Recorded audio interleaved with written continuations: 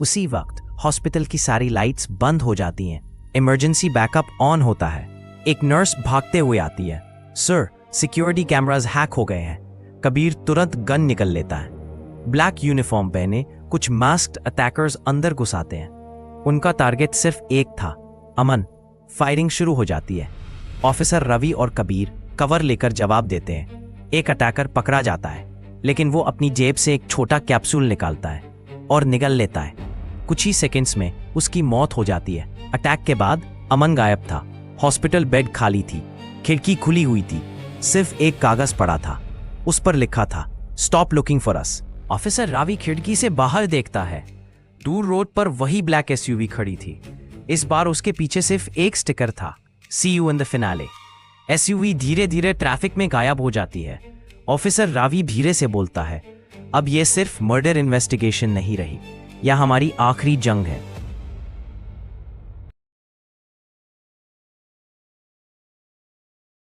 Mumbai city से लगभग 35 kilometre दूर एक पुरानी आधी बनी हुई बिल्डिंग में कंस्ट्रक्शन का काम दोबारा शुरू हुआ था। यह बिल्डिंग पिछले 3 साल से बंद पड़ी थी। मजदूर पुराने बेसमेंट का मलबा हटा रहे थे। तभी थक, एक वर्कर का बेलचा किसी सख्त चीज से टकराता है। पहले सबको लगा कोई कंक्रीट स्लैब होगी, लेकिन जब मिट्टी और मलबा हटाया गया, एक इंसानी खोपड़ी दिखाई दी। वर्कर के हाथ कांप गए। सर, यहाँ कोई है। सब मजदूर पीछे हट गए। कुछ ही मिनट में पुलिस को कॉल कर दिया गया। Next gen investigation team location पर पहुंचती है। ऑफिसर रवि बिल्डिंग के बाहर रुकता है। सामने एक विशाल, जल चुकी और आधी बनी बिल्डिंग खड़ी थी। हर तरफ जंग लगे लोहे के पिलर्स। ऑफिसर कबीर धीरे से बोलता है, यह बिल्डिंग सिर्फ अबैंडन नहीं हुई, यहां कुछ बहुत बुरा हुआ था। बेसमेंट का एरिया पुलिस टेप से सील कर दिया गया। जब फोरेंसिक टीम अंदर पहुंची, टॉर्च की रोशनी सीधी एक कोने पर पड़ी और सबके कदम वहीं रुक गए।